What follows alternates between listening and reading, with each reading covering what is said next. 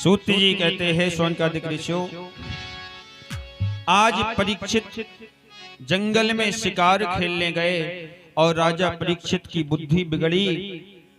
समीक मुनि के आश्रम में पहुंच गए राजा परीक्षित को प्यास लगी, पीने के लिए पानी मांगा, मुझे प्यास लगी है। महाराज समीक मुनि अपने आश्रम में बैठे थे, भगवान का ध्यान कर रहे थे। राजा परीक्षित ने आवाज लगाई, मैं प्यासा हूं, मुझे प्यास लगी है, पानी पिला दो। समीक मुनि ने जब आवाज नहीं सुनी तो राजा परीक्षित को क्रोध आ गया और क्रोध में आकर महाराज एक मरा हुआ सर्प डला था, मरा हुआ सर्प उठाकर राजा परीक्षित ने समीक मुनि के गले में डाल दिया। समीक मुनि के गले में डाल दिया। जो संतों का स्वप्न में भी निरादर नहीं करते थे, आज उस परीक्षित के हाथों से समीक मुनि का अपमान हो गया। और याद रखना, भगवान कहते हैं यदि आपने मेरा अपराध किया तो मैं माफ कर दूंगा, क्षमा कर दूंगा, पर आपने यदि मेरे भक्त का अपमान कर दिया तो मैं कभी बर्दाश्त नहीं कर सकता, कभी माफ नहीं कर सकता। हाँ, मैं संतन कर दास, दास मेरे मुकुटमणि। अरे संतों को तो मैं अपने सर का ताज बनाकर रखता हूं, हाँ? मणि बनाकर रखता हूं अपने मुकुट की। आज परीक्षित जी ने मरा हुआ सर्प डाल दिया। इसलिए मैं निवेदन करूं, गुस्से में कभी भी, क्रोध में आकर कभी भी हम फैसला ना करें, कभी भी क्रोध में आकर कोई डिसीजन ना लें। क्यों? क्योंकि वो गलत भी हो सकता है। उससे हमारे परिवार की हानि भी हो सकती है। इसलिए हमेशा अपने क्रोध को बस में करने का प्रयास करें, क्योंकि अक्सर लोग क्रोध में आकर महाराज अपना ही नुकसान कर लेते हैं। और गुस्सा केवल विनाश का जड़ होती है, गुस्सा विनाश ही करवाती है। हाँ? कई लोगों को महाराज जरा जरा सी बात पर गुस्सा आ जाती, लाल पीला हो जाता है आदमी। हाँ? थोड़ी थोड़ी बात पर झगड़ा हो जाता है, गुस्सा आ जाती है। मैं निवेदन करूं, ये थोड़ी सी गुस्सा ही आपको सारे बने हुए आपके काम बिगाड़ देती है। आज परीक्षित लौट कर आए, मुकुट को उतार के रखा। महाराज परीक्षित को स्मरण हुआ, आज मेरे द्वारा एक संत का अपमान हो गया, एक संत का मैंने निरादर कर दिया, मुझे जीने का कोई अधिकार नहीं है। श्रृंगी ऋषि को पता चला मेरे पिता के गले में किसी ने मरा हुआ सर्प डाल दिया, हाथ में जल लिया अभिमंत्रित करके और श्राप दे दिया। जिस राजा ने मेरे पिता के गले में मरा हुआ सांप डाला है, मैं उसे श्राप देता हूं कि आज से 7वें दिन तक्षक नाग उसे काटेगा और उस राजा की मृत्यु हो जाएगी। मेरा श्राप है। श्राप दे दिया राजा परीक्षित को। 7 दिन में मरने का श्राप राजा परीक्षित को लग गया। बोली वृंदावन बिहारी लाल की जय हो। हल्ला गुल्ला ना करें आप लोग, थोड़ा शांति का दान दें। हाँ? ऐसे लग रहा महाराज जैसे सब्जी मंडी में सब्जी खरीदने आए हो। लग ही नहीं रहा कि आप लोग कथा सुनने आए हो।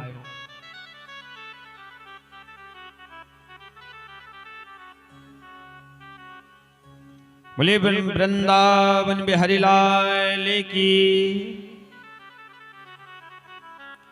क्योंकि बातें तो हम घर पर भी कर सकते हैं जाकर, कि नहीं हो पाएंगे। पर ये जो कथा छूट जाएगी महाराज, ये कथा नहीं मिलेगी घर पर। आए थे हरि भजन को औठन लगे, कपास। घर के पूछेंगे कहाँ गए थे कथा सुनने, क्या सुना? खत्म कहानी, कुछ नहीं सुना। हाँ? कहाँ गए थे भैया? बोले राख खाने गए थे। तो क्या राख अपने चूल्हे में नहीं थी घर में? दूसरे के यहाँ गए थे। कहने का मतलब यहाँ पर आए हैं, यहाँ पर बैठे हैं तो कुछ हमें मिलना चाहिए। हाँ, और हमारा कथा सुनाने का एक ही उद्देश्य रहता है कि जितने लोग कथा सुनने बैठे हैं, कथा सुनकर उन सबके जीवन के कष्ट खत्म हो, उन सब पर प्रभु की कृपा हो। यही भाव से हम कथा सुनाते हैं कि जितने लोग प्रांगण में बैठे हैं, भागवत की कथा सुन रहे हैं, भागवत की कृपा उन सब पर हो और उनके जीवन की सारी समस्याएं भागवत सुनने से कट जाएं, सारी समस्याएं दूर हो जाएं।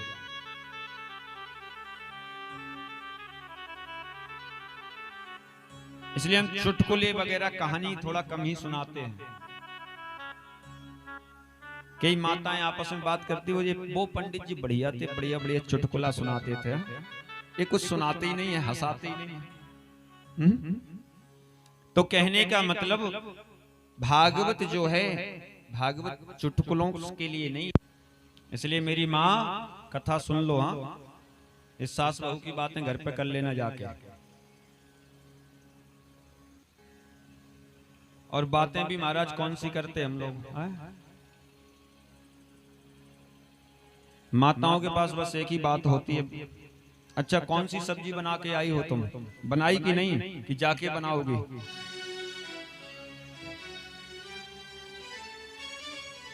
बगल वाली कहेंगी बहन आज तो मैंने बस सब्जी बना के रखे आई और रोटी अब यहाँ से जाके बनाऊंगी फिर गरम गरम। है अच्छा बहन तुम कल कौन सी साड़ी पहन के आओगी? कलर बता दो, मैं भी उसी हिसाब से पहन के आऊंगी। बस यही बातें हैं, इससे ज्यादा कुछ नहीं।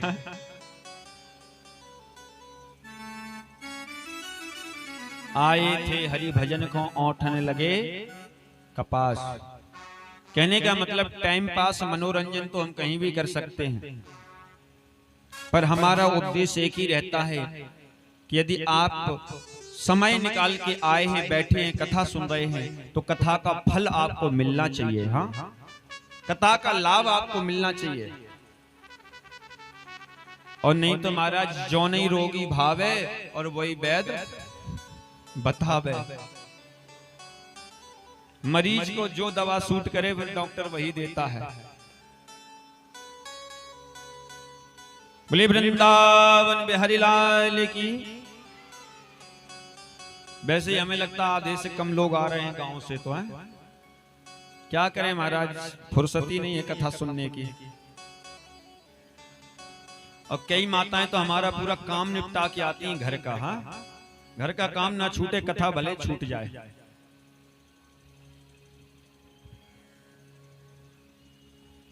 हमें लगता है आधे से ज्यादा लोग नहीं आ रहे गांव के, 2 4 ही 10 लोग आ रहे हैं। क्या करें महाराज, सब्जी रोटी के चक्कर में बड़ी समस्या है। कथा वगैरह कुछ दिखाई नहीं देती। पर बिहारी जी की महफिल को बिहारी जी सजाते हैं और भगवान की कथा में वही आते हैं जिनको मेरे बांके बिहारी जी बुलाते हैं। हाँ, जिनको भगवान बुलाते वही आ पाते हैं। सबके बस की बात भी नहीं है। हमारे तिवारी जी ने तो सबको न्योता दिया है, सबसे बोला है, सबको पता भी है कि भैया सब कथा में आना। फिर भी सब लोग नहीं आ पा रहे गांव से। क्यों? वही लोग आ पा रहे हैं बोले जिनको मेरे ठाकुर जी बुला रहे हैं, मेरे गोविंद का संदेश जिनको पहुंच रहा है वो लोग आ रहे हैं, जिनको भगवान बुला रहे हैं। आज राजा परीक्षित को श्राप लग गया 7 दिन में मरने का। श्रृंगी ऋषि ने श्राप दे दिया कि जिसने मेरे पिता के गले में मरा हुआ सांप डाला है 7 दिन में उसकी मृत्यु हो जाएगी। राजा परीक्षित को पता चला कि मुझे 7 दिन में मरना है, 7 दिन में मेरी मृत्यु हो जाएगी। आज राजा परीक्षित ने अपने बेटा जन्मेजय को बुलाया, राज तिलक कर दिया। बेटा आज से मैं घर परिवार छोड़कर जा रहा हूं, क्यों? क्योंकि मेरे जीवन में केवल 7 दिन बचे हैं। अब 7 दिन में केवल मुझे अपने परलोक की तैयारी करना है, मुझे अपना परलोक सुधारना है। एक पल में राजा परीक्षित ने सब कुछ छोड़ दिया, घर को छोड़ दिया, परिवार को छोड़ दिया, धन दौलत सबसे मन को हटा लिया परीक्षित ने। 7 दिन बचे हैं मेरे जीवन में और इन 7 दिन में केवल मुझे भजन करना है, केवल इन 7 दिनों में अपने मुक्ति की तैयारी करना है, मुक्ति को प्राप्त करना है। सब कुछ छोड़ के राजा परीक्षित जंगल में चल पड़े, सबसे मन को हटा लिया। और हमें आपको पूरा जीवन लग जाता है महाराज, पर घर से परिवार से मन हटता नहीं। हाँ, किसी का मन नाती में लगा, किसी का पोता में लगा, किसी का बहू में लगा, किसी का बेटा में लगा। और मैं निवेदन करूं, मरने से पहले इस मन को संसार से हटाकर भगवान में लगा लेना, सतगति हो जाएगी। अगर इस मन को महाराज संसार में लगाकर मर गए तो दुर्गति हो जाएगी, दुर्गति हो जाएगी हमारी आपकी। इसलिए 7 दिन बचे हमारे जीवन में, हमें कुछ मुक्ति के उपाय कर लेने चाहिए। एक भक्त कहता है, अरे मुक्ति का कोई तू जतन कर ले, रोज थोड़ा थोड़ा प्रभु का भजन कर ले, रोज थोड़ा थोड़ा का भजन कर ले, रोज थोड़ा थोड़ा हरि का भजन कर ले, रोज थोड़ा थोड़ा हरि का भजन कर ले। सभी लोग गाएं हरि बोल।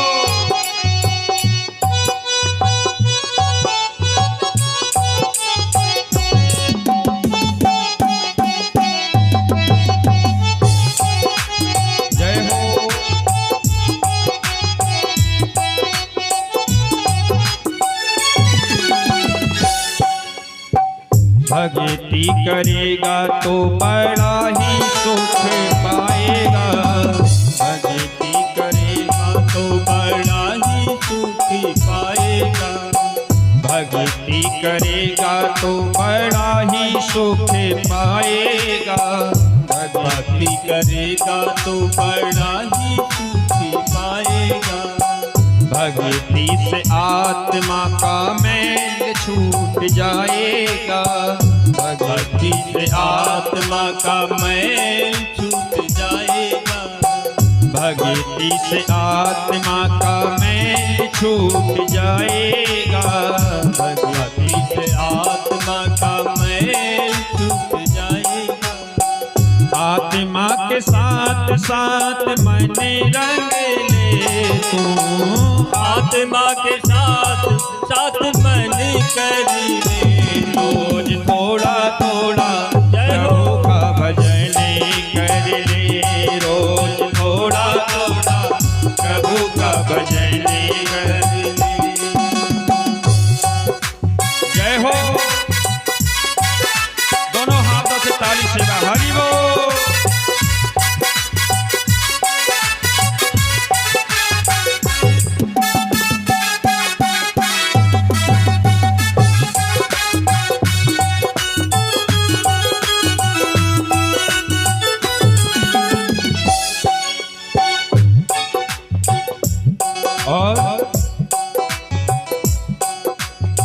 संगत कर अच्छे लोगों की, संगत कर अच्छे लोगों की, संगत कर अच्छे लोगों की, संगत कर अच्छे लोगों की, दवा मिल जाएगी सभी रोगों की, दवा मिल जाएगी सभी लोगों की, दवा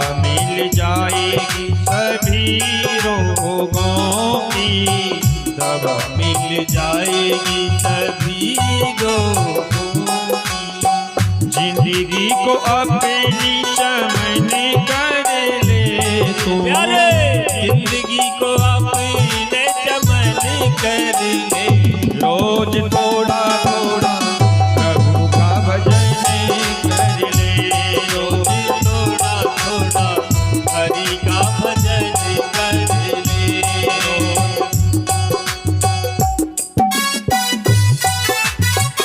जय हो।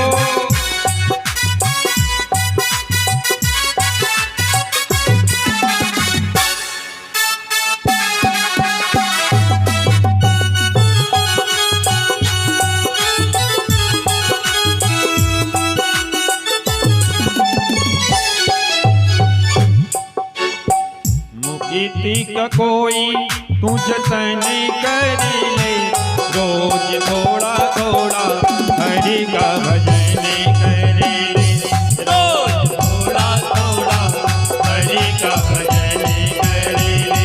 रोज थोड़ा थोड़ा प्रभु का भजन कर ले, रोज थोड़ा थोड़ा हरि का भजन कर ले, रोज थोड़ा थोड़ा प्रभु का भजन कर ले।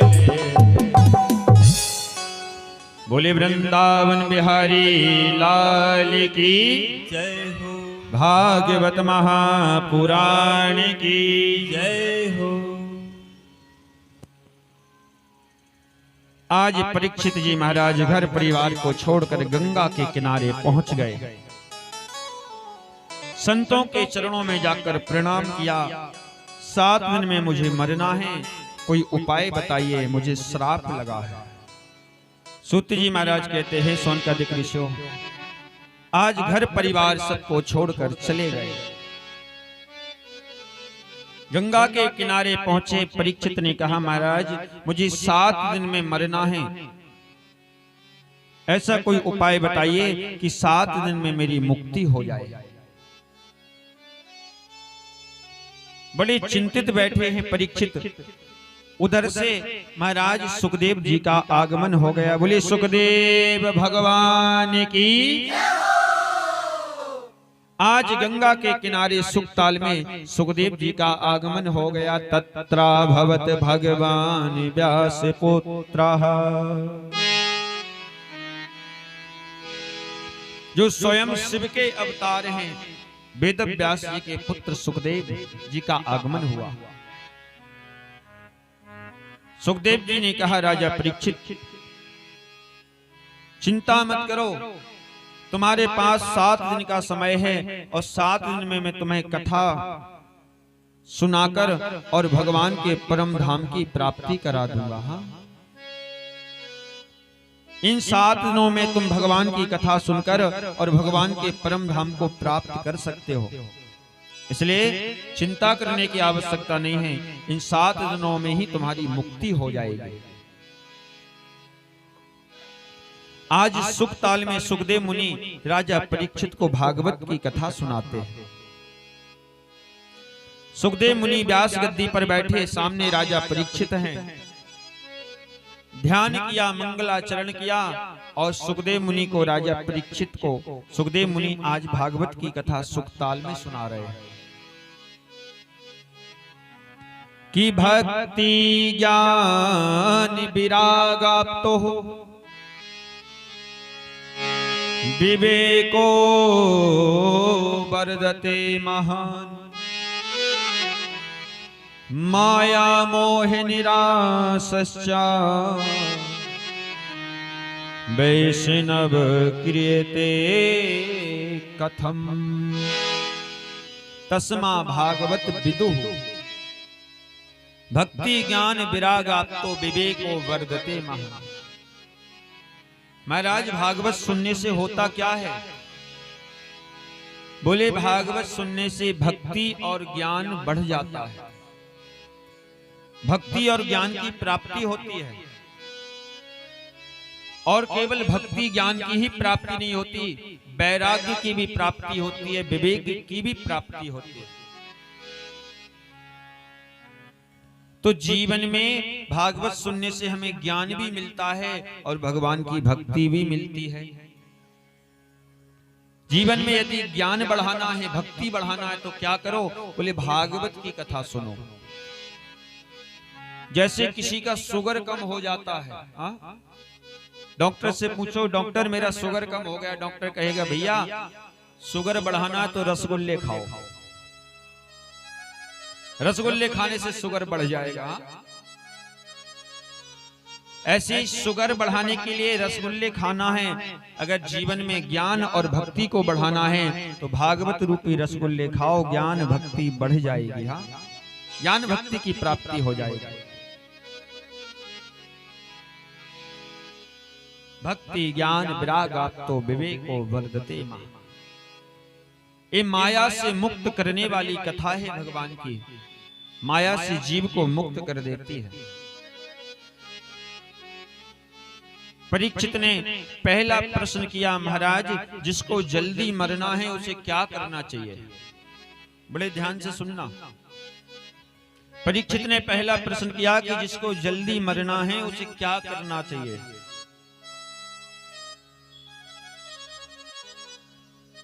सुखदेव मुनि कहते हैं परीक्षित कि निद्रा हते नक्तम दिवाए चा बाबई।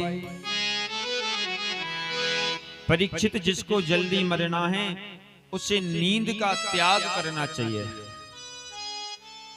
जिसे जल्दी मरना है उसे नींद का त्याग करके कम सोना चाहिए। नींद का त्याग करना चाहिए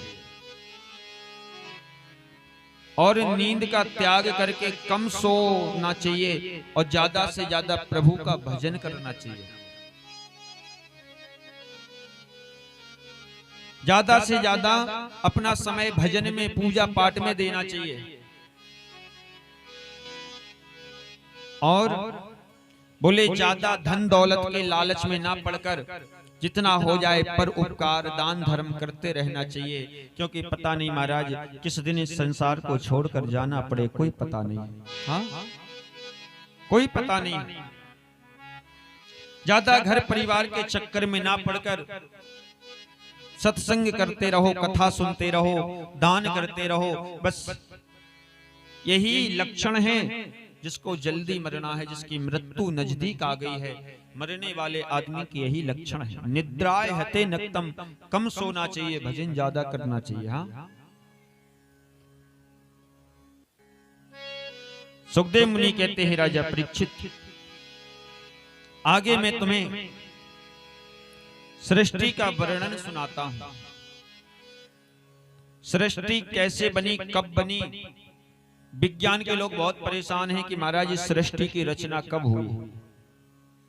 सुखदेव जी कहते हैं राजा परीक्षित, अब मैं तुम्हें सृष्टि की रचना सुना रहा हूं। सबसे पहले चारों तरफ जल ही जल था और कुछ नहीं था, केवल जल ही जल। और एक ही शक्ति थी, उस शक्ति का नाम था श्रीमन नारायण।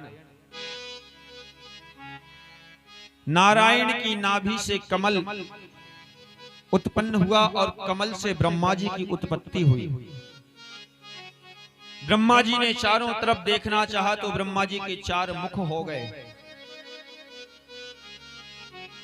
मैं कौन हूं? भगवान ने कहा तुम तप करो जाकर। ब्रह्मा जी ने तप किया। भगवान नारायण जब प्रकट होकर नारायण ने दर्शन दिया, जाओ मैं तुम्हें जगत पिता ब्रह्मा बनाकर भेज रहा हूं, तुम जाकर सृष्टि की रचना करो। ब्रह्मा जी को भेजा सृष्टि की रचना करने के लिए।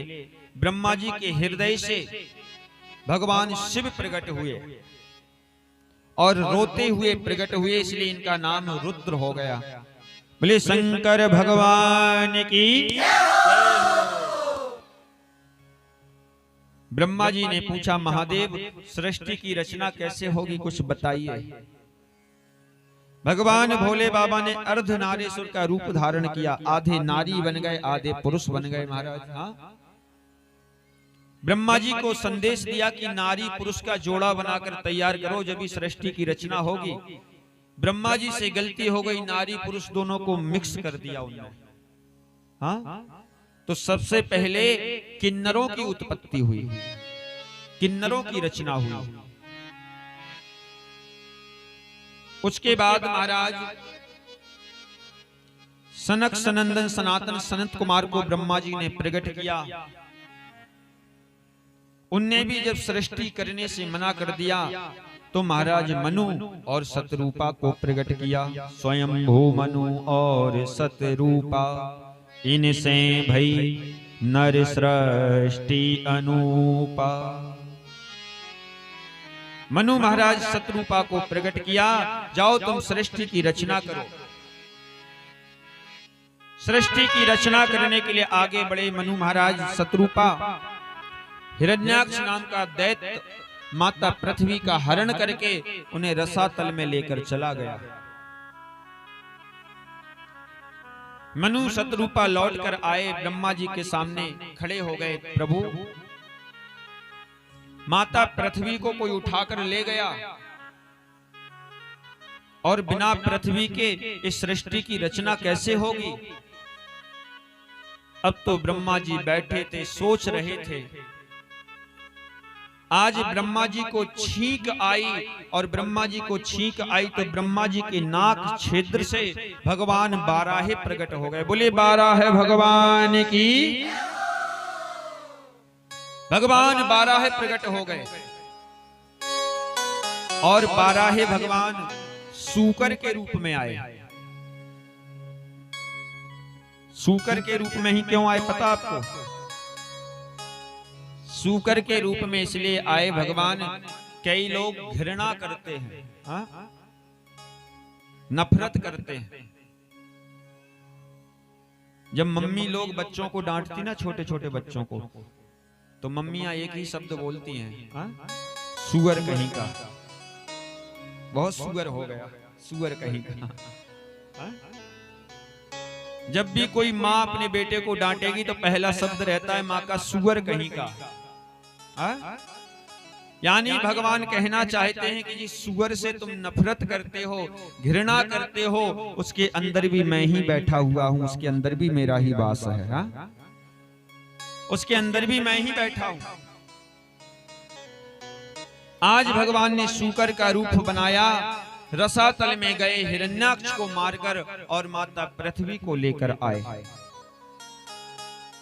जब मैया पृथ्वी को लेकर आए तो पृथ्वी को अभिमान आ गया, मैं नहीं थी तो मेरे बिना भगवान का भी काम अधूरा रह गया, सृष्टि की रचना नहीं हो पाई, मेरे बिना भगवान का काम रुक गया, अभिमान आ गया। आज मैया पृथ्वी का अभिमान दूर करने के लिए भगवान ने वृंदावन का दर्शन कराया है पृथ्वी को। और जैसे ही वृंदावन का दर्शन कराया, पृथ्वी ने पूछा, प्रभु जब मैं आपके साथ हूं तो ये वृंदावन कहां बसा हुआ है? भगवान ने कहा, पृथ्वी, सारी दुनिया, सारा संसार तो पृथ्वी के ऊपर बसा है, पर जो वृंदावन है, वृंदावन पृथ्वी के ऊपर नहीं, वृंदावन तो मेरे हृदय के ऊपर बसा हुआ है। मैंने अपने हृदय के ऊपर बसा कर रखा है वृंदावन को, क्योंकि वृंदावन कोई धाम, कोई तीर्थ नहीं है, वृंदावन तो मेरा स्वयं का घर है। इसलिए वृंदावन को मैंने अपने हृदय में बसा कर रखा है। ये दो जगह ऐसी हैं महाराज जो ना तीर्थ हैं ना धाम हैं, वृंदावन और अयोध्या। इनकी गिनती ना तो तीर्थों में आती है ना धामों में आती है। क्यों? क्योंकि स्वयं भगवान का अपना घर है, चाहे वो अयोध्या हो चाहे वो वृंदावन हो महाराज। इसलिए एक भक्त ने बड़ा सुंदर भाव दिया है। कितने लोग चलेंगे वृंदावन? आप लोग चलोगे? हाथ उठाइए, कितने लोग चलने को तैयार हो? टिकट उतने ही लोगों का होगा, रिजर्वेशन। जो हाथ खड़े करेंगे, बाद में मत कहना कि महाराज हमें छोड़ दिया आपने। एक भक्त ने बड़ा सुंदर भाव दिया है कि सूना लगे सारा देश, वृंदावन कुटिया बनाऊंगी। सूना लगे सारा देश, वृंदावन कुटिया बनाऊंगी। सूना लगे सारा देश, वृंदावन कुटिया बनाऊंगी।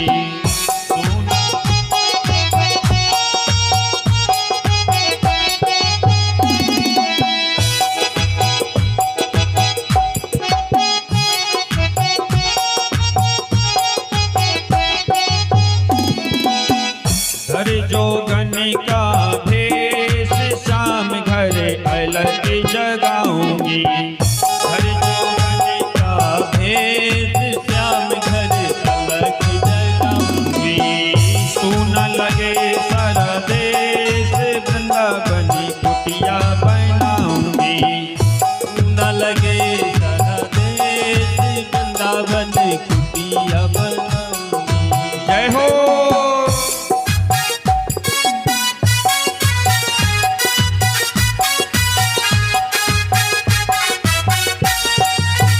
राधे।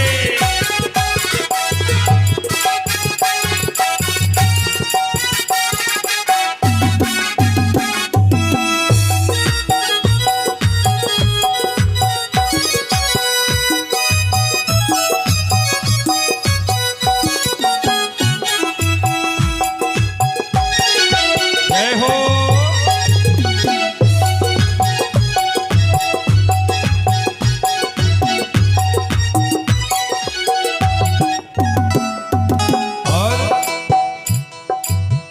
मैं गिरधर की गिरधर मेरे, मैं गिरधर की गिरधर मेरे। मैं गिरधर की गिरधर मेरे। मैं गिरधर की गिरधर मेरे। उन संग जन्म जन्म के फेरे, उन संग जन्म जन्म के फेरे। उन संग जन्म जन्म के फेरे। उन संग जन्म जन्म के फेरे। किसके साथ महाराज, किसके साथ फेरे हैं? गिरधारी के साथ। उन संग जन्म जन्म के फेरे। उन संग जन्म जन्म के फेरे। संतन की प्रसादी लेके, संतन की प्रसादी लेके। जीवन सफल बनाऊंगी। जय हो। वृंदावन कुटिया बनाऊंगी। जीवन सफल बनाऊंगी। वृंदावन कुटिया बनाऊंगी। जीवन सफल बनाऊंगी। वृंदावन कुटिया बनाऊंगी। वन सफल बनाऊंगी। वृंदावन बनाऊंगी। जय हो।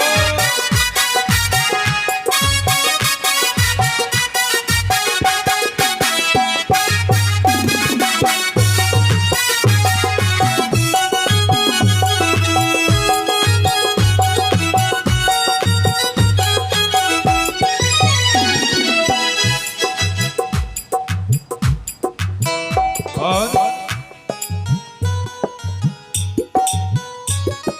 देखिए, ऐसे अगर वृंदावन जाओगे तो पहुंच नहीं पाओगे। हाँ, इसलिए ताली बजाते रहो, और ताली बजाना बंद कर दोगे तो रास्ते में ही छूट जाओगे। इसलिए राधा वल्लभ की छवि न्यारी, राधा वल्लभ की छवि न्यारी। राधा वल्लभ की है छवि न्यारी। राधा वल्लभ की है छवि न्यारी। मन में बस गए रसिक बिहारी।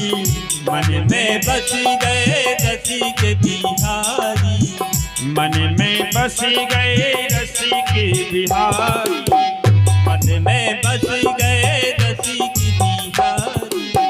मन में बस गए रसिक बिहारी।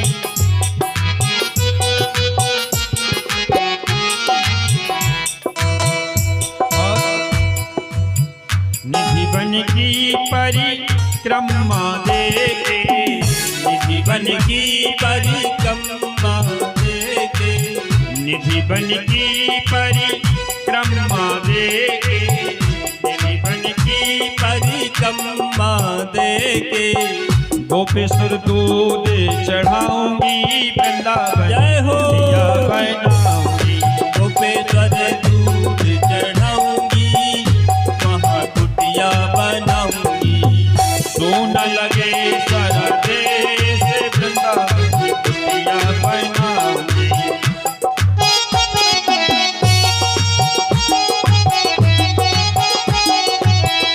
जय हो।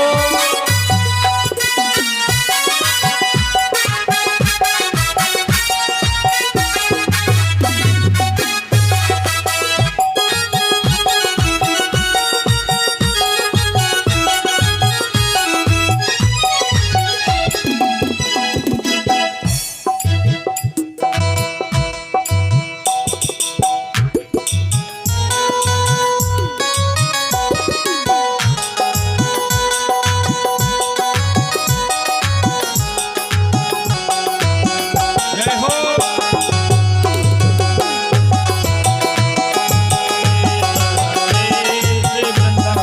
कुटिया बनाऊंगी, सोना लगे सारा देश, वृंदावन कुटिया बनाऊंगी। न लगे सारा देश, वृंदावन कुटिया बनाऊंगी। हर जोगन का भेष, श्याम घर अलग जगाऊंगी। हर जोगन का भेष, श्याम घर अलग जगाऊंगी। सोना लगे सारा देश, वृंदावन जय हो। सोना लगे सारा देश, वृंदावन न लगे सारा देश, वृंदावन कुटिया बनाऊंगी। बोले वृंदावन बिहारी लाल की जय हो।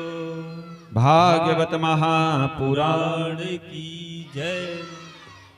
माँ चंद्र के मैया की। और जोर से मैया सुन ले, वहां तक कम से कम धीरे है धीरे। बोलो दुर्गा मैया की। अब आवाज पहुंच गई। कई लोग महाराज ऐसे ताली बजाते हैं कि हैं दूसरे हाथ में लग ना जाए कहीं, बिल्कुल ऐसे धीरे धीरे।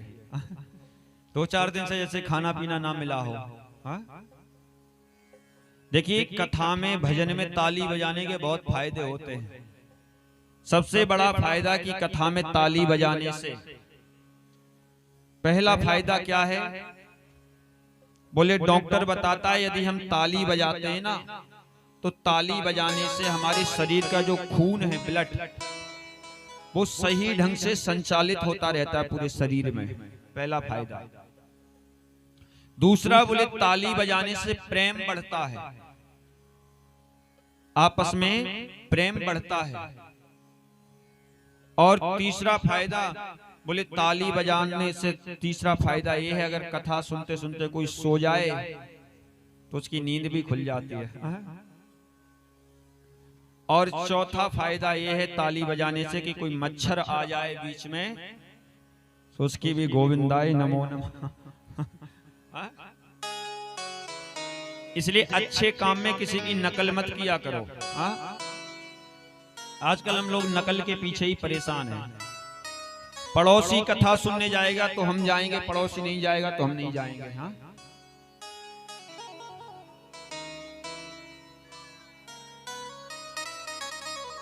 पड़ोसी बीड़ी पी रहा तो हम सिगरेट पिएंगे, हम पड़ोसी से कम है क्या? हाँ? पड़ोसी कमला पसंद खाता, हम रजनीगंधा खाएंगे। आज का आदमी केवल नकल में परेशान है, मरा जा रहा है। पड़ोसी 500 की साड़ी लेकर आई, हम 2000 की पहनेंगे। फिर चाहे बेचारे पति को खुद को गिरवी रखना पड़े पर 2000 की। नकल करना बहुत अच्छी बात है, पर नकल भी अच्छी चीज की जाए, गलत चीजों की नहीं। हाँ, अगर कोई मंदिर जा रहा है उसको देखकर आप मंदिर जाओ, बहुत अच्छी बात है। कोई पूजा कर रहा है उसको नकल करो, उसकी नकल करके तुम भी पूजा करो, बहुत अच्छी बात है। कोई दान कर रहा है उसको देखकर आप भी दान करो, बहुत अच्छी बात है।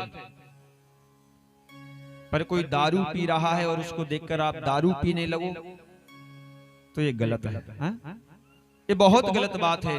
कोई गुटखा तमाकू खा रहा है उसको देखकर आप भी खाना सीख जाओ तो ये बहुत गलत है। क्योंकि कभी कभी नकल बहुत महंगी पड़ जाती महाराज, इसलिए सबकी नकल मत किया करो। एक आदमी की शादी हुई, एक कहानी हमें याद आ गई। एक आदमी की शादी हुई, एक लड़के की शादी हुई। अब उसकी शादी हुई गांव से। अब उसकी बेचारे की जो पत्नी थी ना वो कम पढ़ी लिखी थी, सीधे साधे घर से थी, पढ़ी लिखी नहीं थी, बिल्कुल अनपढ़ थी।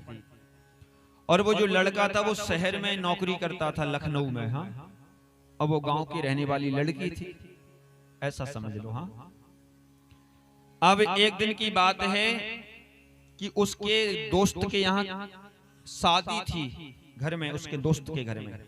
तो उसके दोस्त ने कार्ड निमंत्रण भेजा कि दोनों लोगों को शादी में आना है। अब उसके पति ने देखा तो उस लड़के ने अपनी पत्नी से कहा, देखो मेरे दोस्त के घर से कार्ड आया, निमंत्रण आया है, शादी में चलना है दोनों लोगों को, तुम्हें भी साथ में चलना है। देखो लेकर तो तुम्हें चल रहा हूं, पर किसी से बोलना मत तुम, हाँ, बात मत करना किसी से। पत्नी ने पूछा क्यों? तो उसके पति ने कहा इसलिए क्योंकि वहां शहर है, बड़े पढ़े लिखे लोग रहते हैं, वहां सब अंग्रेजी में बात करते हैं।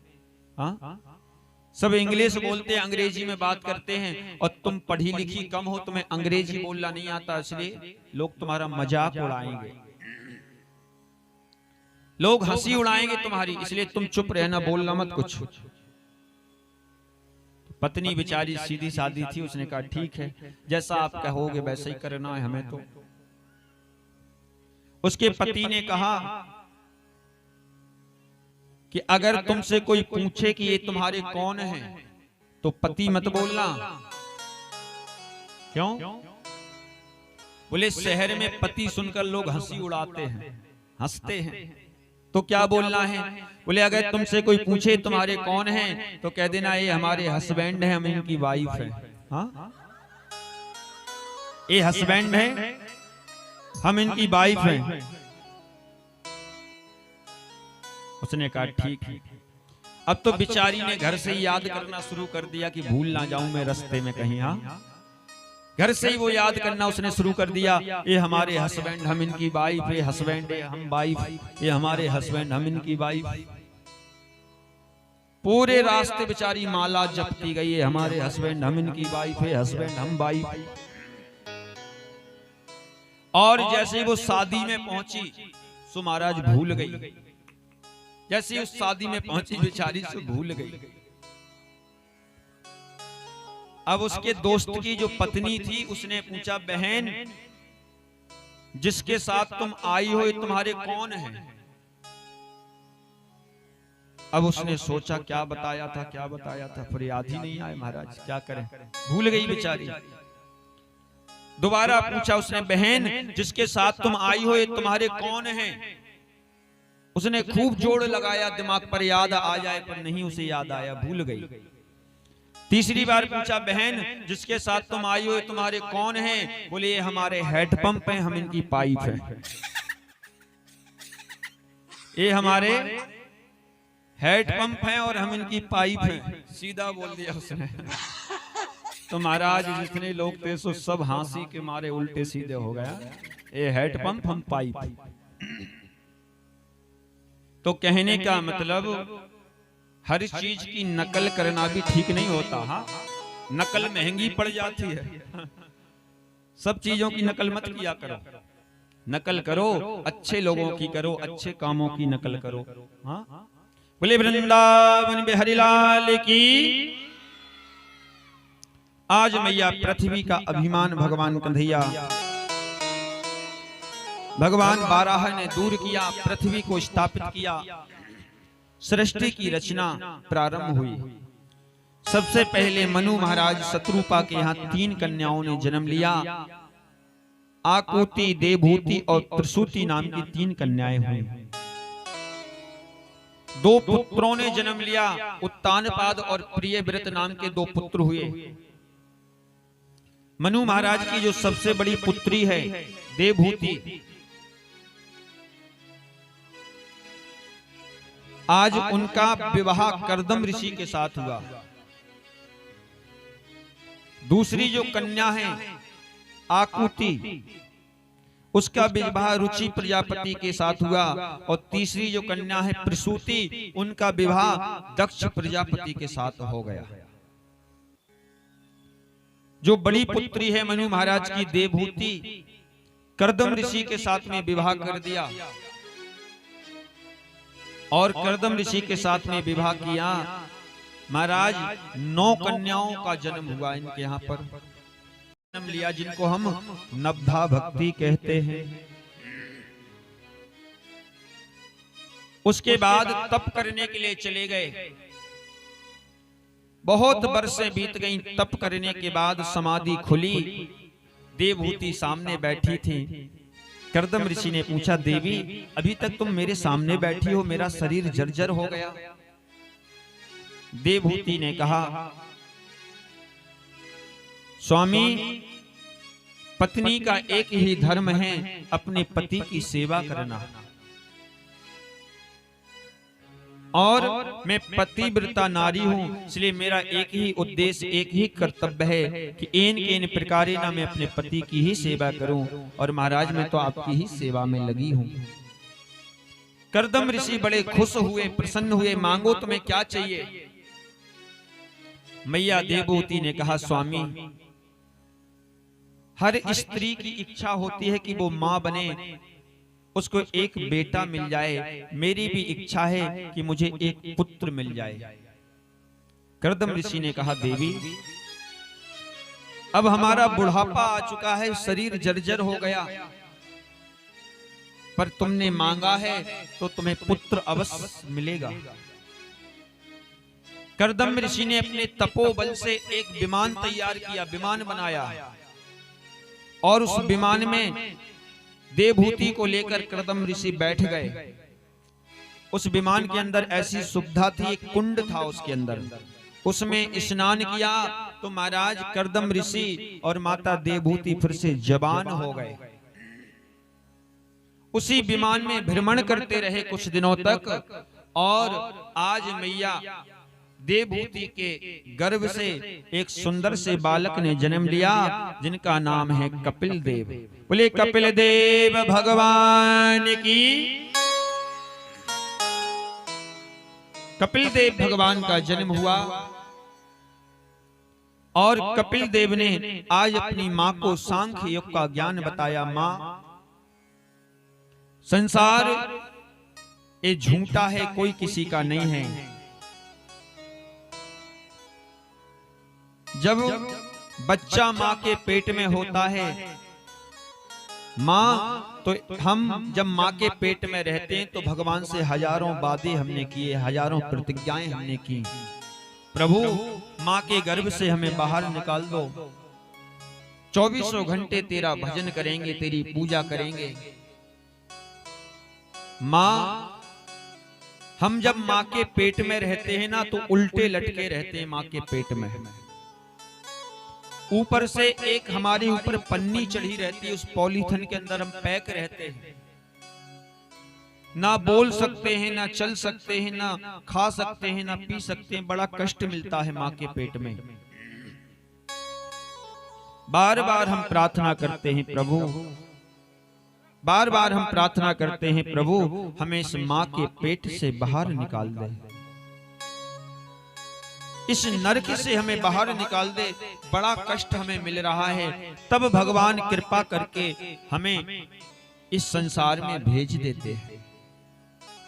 और जब हम इस संसार में आते महाराज तो माया में ऐसे फंस जाते कि भगवान को भूल जाते। भगवान से जो वादा करके आए थे वो सारे वादे हम भूल गए।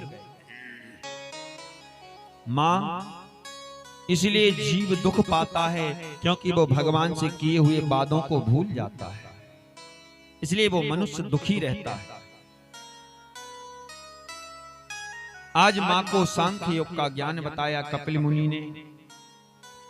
सुखदेव जी कहते हैं, राजा परीक्षित, आकुति महाराज रुचि प्रजापति के यहां पर साक्षात यज्ञ भगवान प्रकट हुए। यज्ञ भगवान का जन्म हुआ और इनका विवाह दक्षिणा नाम की कन्या से हो गया। महाराज, यज्ञ भगवान का विवाह किसके साथ हुआ? दक्षिणा नाम की कन्या से। यज्ञ भगवान की पत्नी का नाम है दक्षिणा देवी। इसलिए कोई भी पूजा पाठ यज्ञ अनुष्ठान बिना दक्षिणा के अधूरा माना जाता है, क्योंकि यज्ञ भगवान की पत्नी का नाम है दक्षिणा देवी।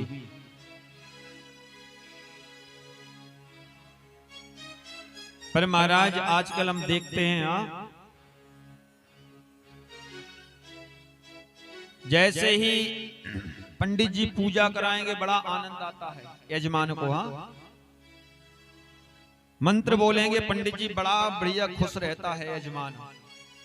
और जैसे ही पंडित जी दक्षिणा का मंत्र बोलते हैं कि हाँ यजमान अब दक्षिणा चढ़ाओ, सही महाराज पसीना आना शुरू होता यजमान को। हाँ, ऐसे लगता है जैसे किसी ने पत्थर पटक दिया हो इसके ऊपर।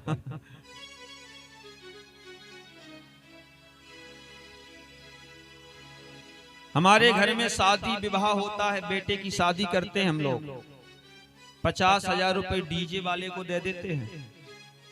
मेहंदी लगाने वाला आता, 2 हाथों में मेहंदी लगाता, 20,000 रुपए लेके चला जाता है।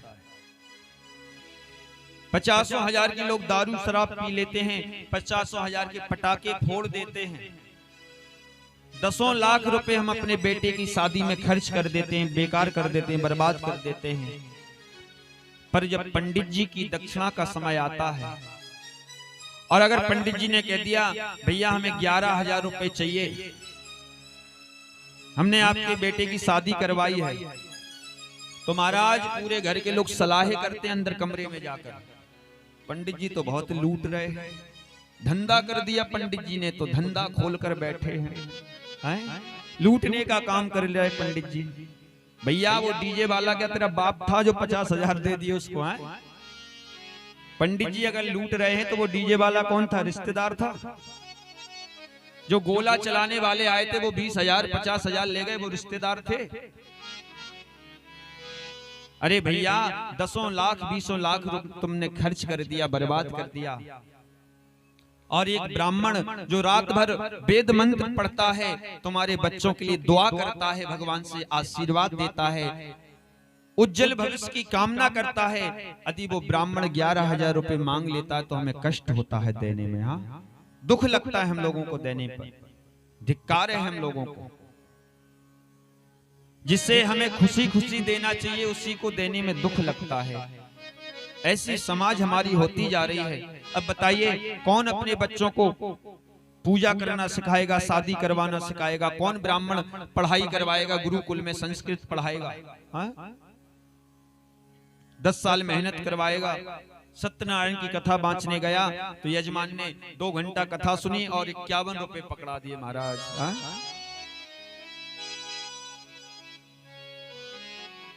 कहने का मतलब जो हमारे लिए अच्छा है, जो हमारे लिए लाभदायक है, जो हमारे लिए फायदेमंद चीजें हैं, वहां पर हम लोग खर्च नहीं करते, वहां देने में दुख होता है। उल्टी सीधी जगह हम लोग पैसा बर्बाद कर देते हैं, खर्च कर देते हैं, पर किसी कथा में हम नहीं लगाते, सत्संग में नहीं लगाते, भंडारे में नहीं लगाते, किसी मंदिर में नहीं लगाते। उल्टी सीधी जगहों पर हमारा लाखों रुपया बेकार चला जाता है, बर्बाद। इसलिए मैं निवेदन करता हूं, किसी भी ब्राह्मण को बुलाओ अपने घर पे, कोई भी पूजा कराओ, श्रद्धा से बुलाओ, जो हो सके जितना हो सके आपसे श्रद्धा से दो। क्यों? क्योंकि ब्राह्मण अगर आशीर्वाद देकर चला गया तो समझ लेना महाराज आपको सब कुछ मिल गया, सारी पूजा आपकी सफल हो गई। वो कुछ करे ना करे, बस उसके मुंह से आशीर्वाद यदि आपके लिए निकल गया तो समझ लेना कि आपकी पूरी पूजा सफल है, पूरी पूजा का फल आपको मिल गया। इसलिए कभी संकोच नहीं करना चाहिए। यज्ञ भगवान की पत्नी का नाम है दक्षिणा, ये वेदों का नियम है। वेदों में लिखा है बिना दक्षिणा की कोई पूजा, कोई यज्ञ, कोई अनुष्ठान सफल नहीं होता। तीसरी कन्या, सुखदेव मुनि कहते राजा परीक्षित, तीसरी कन्या है जो मनु महाराज की प्रसूति का विवाह दक्ष प्रजापति से हुआ। 16 कन्याओं ने जन्म लिया। 13 कन्या धर्मराज को ब्याही गई, एक कन्या पितरों को ब्याही गई जिसका नाम है सुधा देवी, एक अग्निदेव को ब्याही गई जिसका नाम है स्वाहा देवी, और एक कन्या भगवान शंकर को ब्याही गई जिनका नाम है माता सती। आज भोले बाबा के साथ मैया सती का विवाह हुआ। भोले बाबा और मैया सती कैलाश पर्वत पर रहते हैं, बड़े सुंदर ढंग से अपने जीवन का यापन करते हैं। बोले शंकर भगवान की जय हो, किसने कन्हैया लाल की। इस प्रकार से सती चरित्र की कथा हम लोग कल श्रवण करेंगे क्योंकि समय नहीं बचा, और एक छोटी सी झांकी भी है, बच्चों ने तैयार की है, झांकी लाई जाए तुरंत, तो उसका भी हम लोग दर्शन करें। और कल कृष्ण जन्म उत्सव मनाया जाएगा यहाँ पर, क्योंकि कल चौथा दिन है कथा का। श्री विश्व कल्याण सत्संग सेवा समिति के तत्वाधान में सेवा ही धर्म हमारा के अंतर्गत अंतर्राष्ट्रीय कथावाचक पंडित श्री अंकित शास्त्री जी महाराज के द्वारा चलाए जा रहे सेवा प्रकल्प संत सेवा, गौ सेवा, अनाथ एवं दीन दुखियों की सेवा, आश्रम निर्माण, वृद्धों की सेवा आदि। इस प्रकल्प में आप भी अपनी सहयोग राशि देकर इस सेवा से जुड़ सकते हैं। इन सेवाओं से जुड़ने के लिए नीचे दिए गए नंबर पर आप पूरी जानकारी ले सकते हैं।